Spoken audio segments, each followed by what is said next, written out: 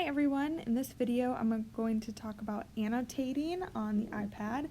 This is my favorite feature about the iPad and why I use it in my classroom more often than say the projecting from a MacBook or a presentation station.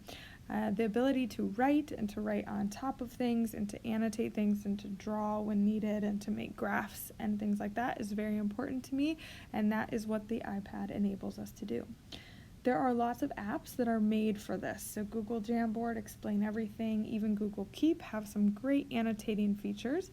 But what I'm going to show you in this video is just how to use the built-in features that already come standard on all of your iPads. Those are handy to know because every once in a while you weren't necessarily expecting to have to write, but you end up wanting to draw a picture or create a graph to clarify something for students, and so just knowing what you have right at your fingertips is a really great thing to know. So the first thing I'm going to show you is the Notes app. So the Notes app is right here. It is standard on all iPads. It comes as a built-in feature.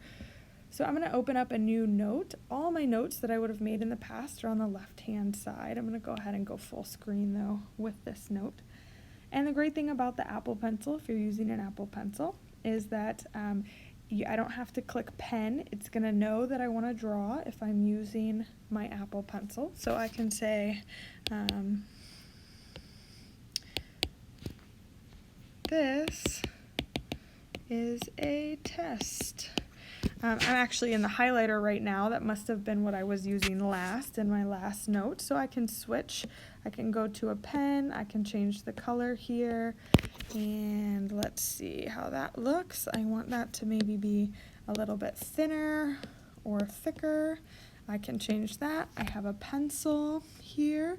If you are using the Apple Pencil, this pencil is really responsive to how light or how hard you are pressing on the screen. We have an eraser, and we can also select things and move it around and move it to different places. So this is a great tool to have. You can also bring in different types of media. So maybe I'm drawing a picture and I'm asking students to also draw a picture. I see one I like, I want to share it with the class, and I'm connected to my Apple TV, so I'm just going to take a quick picture of the student's work. We'll pretend for this video that that's student's work. Now I can display it and I can continue to write and talk about different elements of that picture.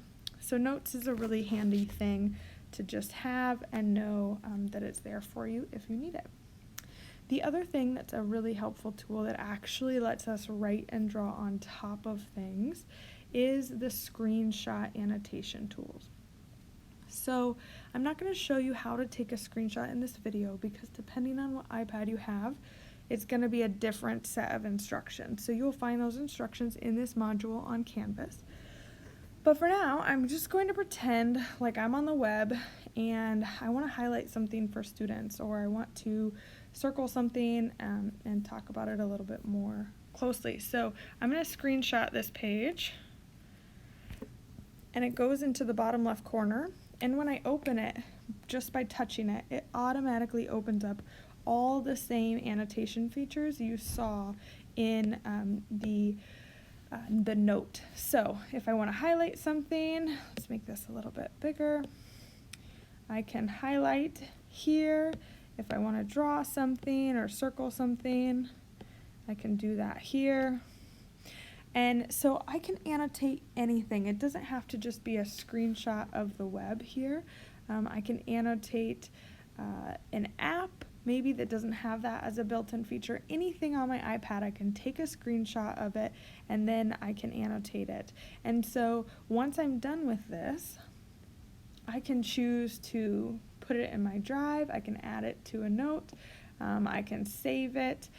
You can do lots of things with it, which is great. I can just hit done, and if I hit done, I can either just delete it if it was just a quick thing. I just had to draw something really fast. I don't need to save it. You can delete it. Otherwise, you can save it to your photos, and then it'll be there whenever you need it. Notice that I didn't actually mark up the web page, but I was able to take a screenshot and mark it up that way. So sometimes if you're just presenting Google Slides and need to annotate a Google slide, you weren't planning on it, just take a quick screenshot and then you can annotate away on that Google slide. So that's another great shortcut.